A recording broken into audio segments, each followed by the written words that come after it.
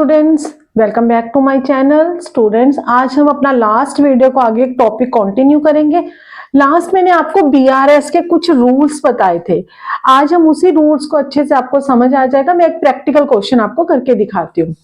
तो बेटा स्टार्ट करते हैं। जैसे कि मैंने आपको लास्ट वीडियो में रूल्स बताए थे और हमेशा ये बताया था उसमें कि जो debit balance as per cash book होता है वो प्लस में होता है और जो credit balance as per cash book होता है वो माइनस में होता है। इस बात को बेटा आपने बहुत ध्यान देना है क्योंकि इसी से क्वेश्चन स्टार्टिंग एंट्री ही यही होगी। जैसे बेटा देखो, balance as per cash book, कौन सा बैलेंस?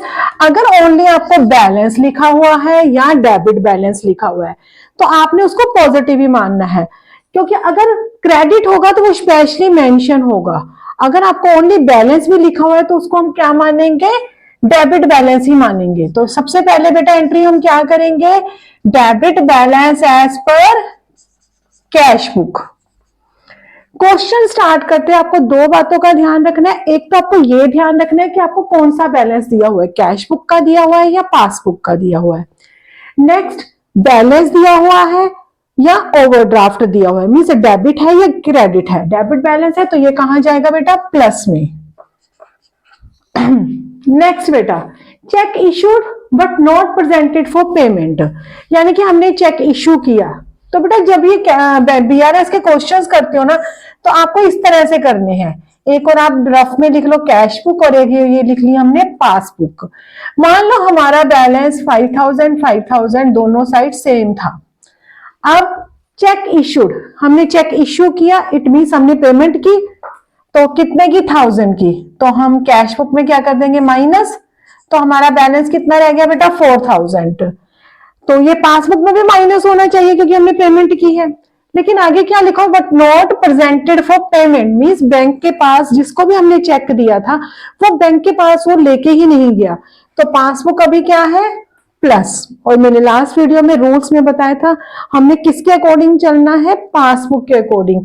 तो पासबुक का बैलेंस 5000 है, हमारा 4000 है, तो हमें इसके अकॉर्डिंग लाने के लिए क्या करने पड़ेंगे? 1000 प्लस करना पड़ेगा।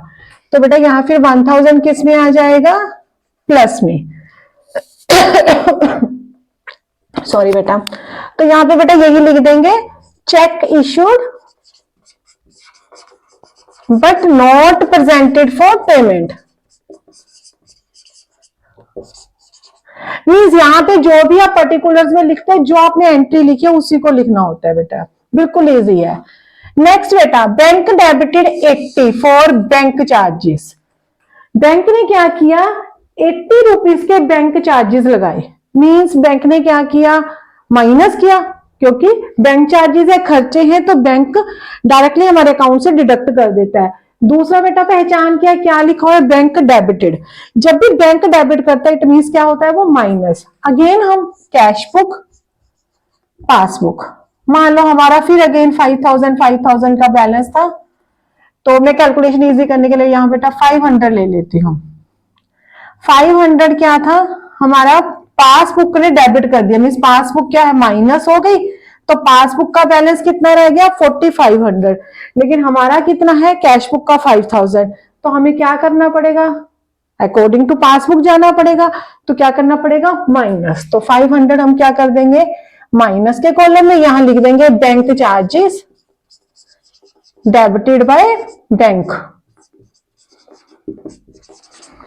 नेक्स्ट बेटा, cheque deposit into bank. Bank में चेक डिपॉजिट कराया। अगेन बेटा मैं वैसे ही करके दिखाती हूँ आपको, यहां करके दिखाती हूँ बेटा। देखो ये कैश बुक, पासबुक, फिर अगेन मैं 5000 बैलेंस दोनों साइड लेके मान के चल रही हूं।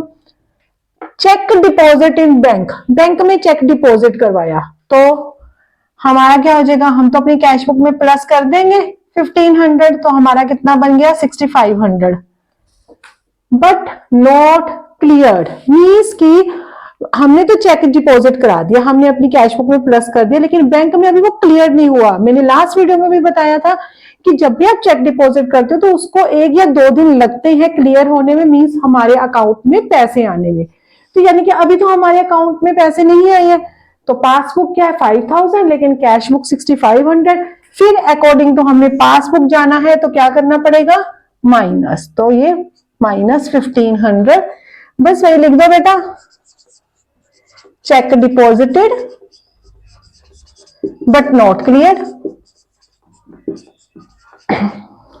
नेक्स्ट बेटा, according to standing instruction bank made payment. कई बार क्या होता है, जो क्लाइंट होता है, जो बिजनेसमैन है, वो क्या करता है, बैंक को स्टैंडिंग इंस्ट्रक्शंस दे देता है कि हर महीने, मान लो मेरा यहाँ पे मैंने जैसे एग्जांपल लिया, स्टैंडिंग इंस्ट्रक्शंस क्या दी थी लाइफ इंश्योरेंस की, कि हर साल या हर 6 मंथ वो डेट बता रखी कि मेरी इस डेट को मेरे अकाउंट से डिडक्ट करके मेरी पेमेंट कर देना। कोई भी पेमेंट हो सकती है, जरूरी नहीं लाइफ इंश्योरेंस, क्लब की फीस हो सकती है, आपकी लोन की पेमेंट हो सकती है, कोई भी अगर आपने स्टैंडिंग इंस्ट्रक्शंस दी है तो बैंक उस डेट को आपके अकाउंट से डिडक्ट कर देता है। लेकिन हम कई बार एंट्री करना कैश बुक में भूल जाते हैं। अगेन बेटा 5000 बैलेंस लिया, बैंक ने पेमेंट कर दी 1000 की, passbook 4000 but cash book 5000। Again हमें किसके अकॉर्डिंग चलना है, पासबुक के अकॉर्डिंग, तो हम 1000 माइनस कर देंगे। बहुत इजी क्वेश्चन है बेटा ये, बस आपने पासबुक के अकॉर्डिंग चलना है कि पासबुक में क्या हुआ है, प्लस हुआ है तो आपने प्लस कर देना है, माइनस हुआ है तो आपने माइनस कर देना है।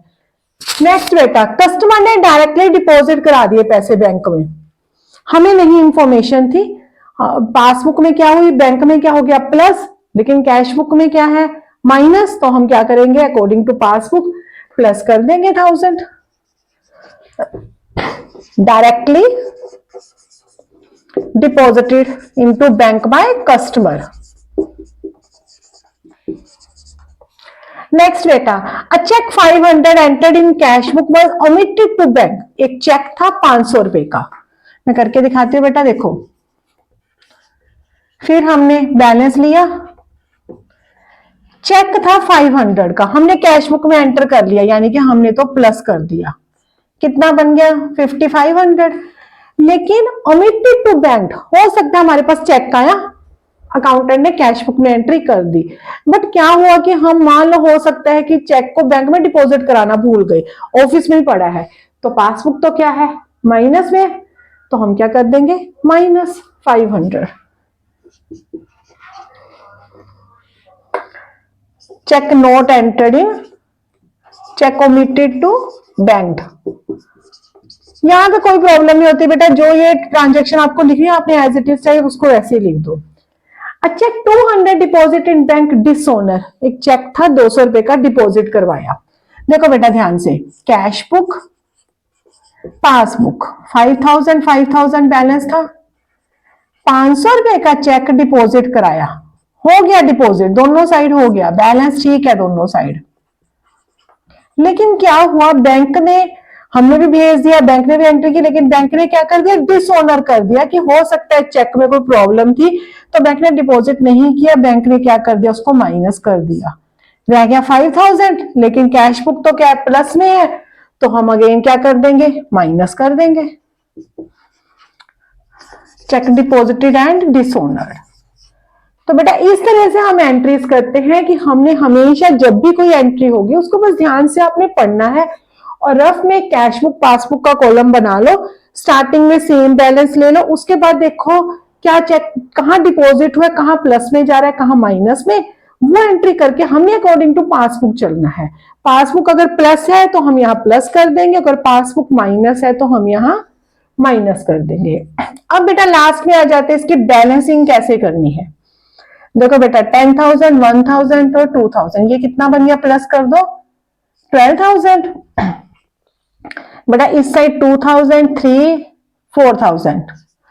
तो बेटा इसकी बैलेंसिंग कैसे करते हैं, कौन सी साइड बड़ी है, प्लस वाली साइड बड़ी है, कितने से बड़ी है 8,000, तो हम यहां लिख देंगे 8,000 बैलेंस एज पर। बेटा ऊपर किसका बैलेंस लिया था हमने, कैश बुक का, तो नीचे कौन सा लेंगे, पासबुक का। अब ये कौन सा बैलेंस है, प्लस में है, और पासबुक का प्लस बैलेंस को हम क्या लिखते हैं, क्रेडिट, तो यहां लिख देंगे credit balance as per passbook. तो बेटा ये मैंने आपको एक क्वेश्चन करवाया है अकॉर्डिंग टू कैश बुक। कुछ एडिशनल एंट्रीज आती है जो थोड़ी सी ट्रिकी होती हैं, वो मैं एंट्रीज आपको नेक्स्ट वीडियो में बताऊंगी बेटा। इतने में आप जो भी आपके स्टार्टिंग के क्वेश्चंस है अकॉर्डिंग टू कैश बुक किसी भी बुक में से कर ली, बट ये क्वेश्चन करने से पहले अगर जिन्होंने मेरी लास्ट वीडियो नहीं देखी जिसमें मैंने रूल्स बताए हुए हैं बीआरएस को करने के, वो बेटा आप जरूर देख लेना। दैट्स इट बेटा। अगर वीडियो को क्वेश्चन जरूर करना, तभी आपको क्लियर होंगे पॉइंट्स बेटा। And thank you.